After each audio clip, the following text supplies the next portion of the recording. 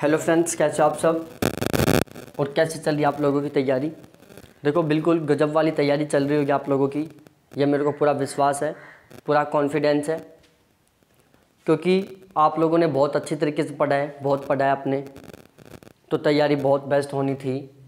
देखो आज हम डिस्कस करेंगे 25 सितंबर का जो मॉर्निंग शिफ्ट का पेपर था उसके ऊपर, ठीक है।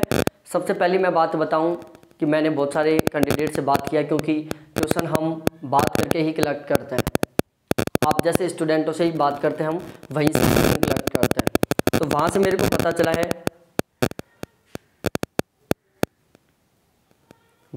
पता चला है, कि जो पेपर था वो बिल्कुल भी डिफ़िकल्ट नहीं आया, पेपर बिल्कुल सिंपल आया था, ठीक है।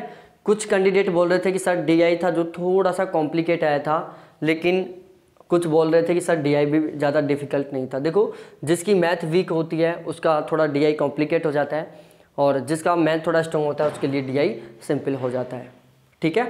तो जो भी चैनल पर नया है एक बार चैनल को ज़रूर सब्सक्राइब कर लो, क्योंकि यहाँ पर हम हर शिफ्ट के हर पेपर का एनालिसिस करेंगे, ठीक है। एक क्वेश्चन आया था कुछ इस तरीके से था, क्वेश्चन ध्यान से देखना, 2, 10, 26, 50 क्वेश्चन मार्क, ठीक है। एक नंबर सीरीज का क्वेश्चन था, बहुत सिंपल क्वेश्चन है। 2 में और 10 में 8 का अंतर है, 10 में 26 में 16 का अंतर है, 26 में 50 में 24 का अंतर है, और 50, ठीक है। अब यहाँ पर 8 है, यहाँ पर 16 है, यहाँ पर 24 है। 8 एकम 8, 1 आया, 8 दूनी 16, 8 तिया 24। इसी तरीके से हम आगे चलेंगे, 8 चौक 32, ठीक है। अब 32 में 50 जोड़ेंगे तो हमारे पास आएगा 82, और 82 यहाँ पर बिल्कुल सही आंसर है, ठीक है। तो यहाँ पर सही आंसर क्या होगा, 82 होगा। उसके बाद अगला क्वेश्चन आया था एक देखो ये क्वेश्चन बहुत इंपॉर्टेंट है MDG से। देखो MDG से कल जो 24 सितंबर की जो इवनिंग शिफ्ट का पेपर था उसमें भी MDG से क्वेश्चन आया था, और 25 सितंबर का जो मॉर्निंग शिफ्ट का पेपर था उसमें भी MDG का क्वेश्चन आ गया, मिलेनियम डेवलपमेंट गोल्स, सहस्त्राब्दी विकास लक्ष्य, ठीक है। तो मैंने ये सारी चीज़ें बहुत अच्छे तरीके से पढ़ा दी हैं ऑलरेडी, ठीक है। तो यहाँ पर क्वेश्चन था कि निम्नलिखित में से कौन सा MDG से संबंधित नहीं है, मतलब मिलेनियम डेवलपमेंट गोल का लक्ष्य नहीं है, ठीक है। इसके अलावा एक क्वेश्चन आया था प्रभावशाली शिक्षण, प्रभावशाली शिक्षण से संबंधित था। वहाँ पर पूछा था कि निम्नलिखित में से कौन कौन से प्रभावशाली शिक्षण से संबंधित हैं, निम्नलिखित में से कौन कौन से प्रभावशाली शिक्षण से संबंधित है। तो देखो ये क्वेश्चन आप पढ़ के जाओगे तो भी सही करके आओगे, और यदि आप पढ़ के नहीं गए और थोड़ा सा दिमाग लगाओगे तो भी सही करोगे, क्योंकि यहाँ पर जो ऑप्शन होते हैं इसका जो आंसर होता है वो हमारी लाइफ से जुड़ा हुआ होता है। तो प्रभावी शिक्षण हम अच्छी तरीके से इसको थोड़ा सा दिमाग लगा के सोल्व करेंगे तो आसानी से इसको हम सही कर देंगे। इसके बाद आया था एक क्वेश्चन समूह चर्चा, ग्रुप डिस्कशन। समूह चर्चा से रिलेटेड एक क्वेश्चन आया था ग्रुप डिस्कशन से, तो ये भी बहुत ही अच्छा क्वेश्चन था, बिल्कुल भी डिफ़िकल्ट क्वेश्चन नहीं है, बहुत सिंपल सा क्वेश्चन है, हर कोई सही कर सकता है इसको। इसके अलावा एक क्वेश्चन आया था ट्यूटोरियल से संबंधित क्वेश्चन, किससे, ट्यूटोरियल से। देखो जो शिक्षण विधियाँ हैं उससे संबंधित क्वेश्चन है, ये किससे संबंधित है, शिक्षण विधियों से संबंधित क्वेश्चन है। वहाँ पर बहुत सारे शिक्षण में टीचिंग मेथड्स थे, तो उनमें से ट्यूटोरियल भी एक टीचिंग मेथड है। तो यदि देखो हमने क्या किया है कि जो बड़ी शिक्षण विधियाँ थी, मेन शिक्षण विधियाँ थी वो हमने पढ़ ली, लेकिन जो लघु शिक्षण विधियाँ थी वो हमने नहीं पढ़ी। मोस्टली हम ऐसा ही करते हैं कि हम छोटी शिक्षण विधियाँ नहीं पढ़ते, लेकिन मैंने ये सब कुछ पढ़ाया था। ट्यूटोरियल मेथड बहुत सिंपल सा है, तो आपने अभी तक नहीं पढ़ा है तो प्लीज़ एक बार ज़रूर पढ़ें, ठीक है, क्योंकि क्वेश्चन रिपीट हो रहे हैं, इसलिए मैं कह रहा हूँ इसको आप ज़रूर पढ़ें। उसके बाद प्रोजेक्ट वर्क, ठीक है, एक क्वेश्चन आया था प्रोजेक्ट वर्क से संबंधित, ठीक है। तो ध्यान रखना प्रोजेक्ट वर्क को भी आप अच्छे तरीके से पढ़ के जाओ यदि नहीं पढ़ा है तो। क्वेश्चन नंबर 6 हो गई। 7 आया था लर्नर की सामाजिक विशेषताएं। लर्नर का मतलब होता है सीखने वाला, मतलब अधिगमकर्ता, जो सीख रहा है वो स्टूडेंट बोल सकते हैं हम। तो लर्नर की सामाजिक विशेषताएं बतानी है, तो ये क्वेश्चन भी डिफ़िकल्ट नहीं था। यदि आप पढ़ के गए हो तो भी सही करके आओगे इसको। और यदि आप नहीं पढ़ के गए, थोड़ा सा दिमाग लगाए पेपर में, तो भी आप 100% सही करोगे। क्योंकि इनके बारे में मैंने पूछा था उनसे, तब वो बता रहे थे कि सर जो ये क्वेश्चन थे बिल्कुल सिंपल थे। ये डिपेंड नहीं कर रहे थे कि आप पढ़ के गए हो या नहीं पढ़ के गए हो। ये इनका जो सही आंसर था वो डिपेंड कर रहा था कि आप क्वेश्चन को किस तरीके से समझ रहे हो। यदि आप क्वेश्चन को समझ रहे हो तो आप बिल्कुल सही आंसर दोगे। एक आया था हेत्वाभाव से संबंधित क्वेश्चन। देखो हेत्वाभाव से संबंधित क्वेश्चन दूसरी बार रिपीट हो गया। एक मॉर्निंग शिफ्ट के पेपर में आया था ये क्वेश्चन, फिर 24 सितंबर को मॉर्निंग शिफ्ट में भी ये क्वेश्चन आया था, और आज 25 सितंबर को वापस मॉर्निंग शिफ्ट में ये क्वेश्चन आ गया। ठीक है, हेत्वाभाव उसमें आंसर था। वो पूछा था कि निम्नलिखित में से यह कथन किससे संबंधित है। तो एक कथन दिया हुआ था, फिर उसके बाद उसका ये ऑप्शन में था हेत्वाभाव। तो ये जो कथन था वो हेत्वाभाव से संबंधित था। ठीक है, एक क्वेश्चन आया था ओजोन परत से संबंधित। ओजोन परत से संबंधित क्वेश्चन आया था। हो सकता है ओजोन परत से संबंधित जो क्वेश्चन था वो या तो मॉन्ट्रियल प्रोटोकॉल से रिलेटेड हो, या फिर ओजोन परत से ही संबंधित हो कि कौन से मंडल में है, कैसा है। क्योंकि उन्होंने मेरे को ये नहीं बता पाए वो लोग। ध्यान रखना कुछ टाइम बाद में ये मैं वीडियो, देखो मेरे को बहुत सारी चीज़ें पता भी है, बिल्कुल एज इट इज़ क्वेश्चन भी पता है, लेकिन जो मॉर्निंग वाली क्लास होगी जिसमें हम 100 क्वेश्चनों पर डिस्कस करेंगे आज मॉर्निंग की तरह, मॉर्निंग और इवनिंग दोनों शिफ्टों के जितने भी क्वेश्चन हैं उन सभी को मिलाकर भी मैं एक वीडियो बनाऊंगा। कल अपलोड हो जाएगा वो चैनल के ऊपर, तो उसको भी ज़रूर देखना। वहाँ पर हर क्वेश्चन रहेगा, साथ ही साथ हर क्वेश्चन का आंसर रहेगा। यहाँ पर मैं आपको बताने जा रहा हूँ कि किस तरीके से क्वेश्चन आ रहे हैं, कौन से टॉपिक से क्वेश्चन आ रहे हैं। इसके अलावा एक आया था सैम्पलिंग मेथड से। सैम्पलिंग मेथड से कल शाम को भी क्वेश्चन आया था और वापस आज भी क्वेश्चन आ गया। इसके अलावा जो DI था वो एवरेज, परसेंट और रेशियो पर आधारित था। DI था जो एवरेज, परसेंट और रेशियो पर आधारित था। कुछ स्टूडेंट्स बोल रहे थे कि सर DI थोड़ा सा डिफिकल्ट था, कुछ बोल रहे थे कि DI बिल्कुल सिंपल था।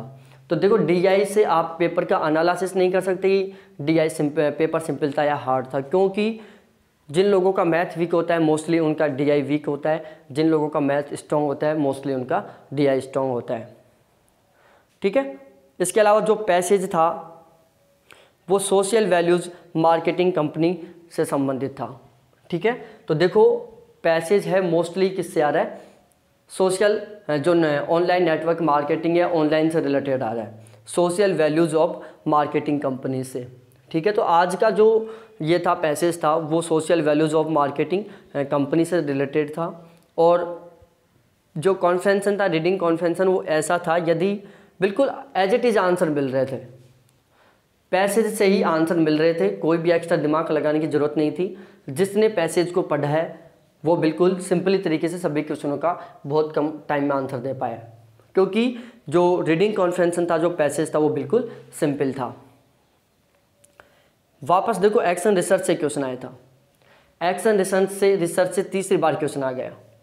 मॉर्निंग शिफ्ट में भी 24 सितंबर को, 24 सितंबर को इवनिंग शिफ्ट में भी, और 25 सितंबर को मॉर्निंग शिफ्ट में भी एक्शन रिसर्च से क्वेश्चन आ गया। तो ये जो क्वेश्चन रिपीट हो रहे हैं इन टॉपिकों को आप थोड़ा ध्यान में रखना, क्योंकि ये वापस भी रिपीट हो सकते हैं। RU ऐसे कौन से ईयर में लागू हुआ था, राष्ट्रीय उच्चतर शिक्षण संस्थान। ठीक है, तो RU ऐसे से रूसा से भी क्वेश्चन बना आया था आपकी बार। ठीक है, तो ये ध्यान में रखना रूसा कौन से ईयर में आया था। रूसा के बारे में थोड़ा डिटेल से पढ़ के जाना, क्योंकि यहाँ से क्वेश्चन बन सकता है। इसके अलावा एक क्वेश्चन था तक्षशिला को वर्ल्ड हेरिटेज में कब शामिल किया गया था। तो ध्यान रखना जो तक्षशिला थी उसको वर्ल्ड हेरिटेज में शामिल किया गया था 1980 में, जो कि यूनेस्को द्वारा। इस क्वेश्चन का मैंने आंसर बता दिया, क्योंकि ये क्वेश्चन मैंने नहीं पढ़ाया था इसलिए मैंने ये बता दिया, बाकी सारे क्वेश्चन मेरे पढ़ाए हुए में से आ रहे हैं। ठीक है, तो तक्षशिला को वर्ल्ड हेरिटेज में 1980 में शामिल किया गया था यूनेस्को द्वारा। यहाँ पर मैंने ये भी नहीं पढ़ाया था वेदास मैंने नहीं पढ़ाया था। ठीक है, तो एक वेदास से रिलेटेड क्वेश्चन आया था, आप जरूर पढ़ना। GER ग्रोथ एनरोलमेंट रेशियो, ये मैंने पढ़ा दिया, करंट में मैंने पढ़ा दिया। करंट का वीडियो का जो लिंक है वो इसी वीडियो के डिस्क्रिप्शन में पड़ा हुआ है। सभी के सभी करंट के वीडियोस को देखना, ज़रूर देखना। ठीक है, क्योंकि GER का क्वेश्चन अब आया है, आगे भी आएगा 100%। ठीक है, तो ये करंट का एक क्वेश्चन था जो मेरी PDF से आया था।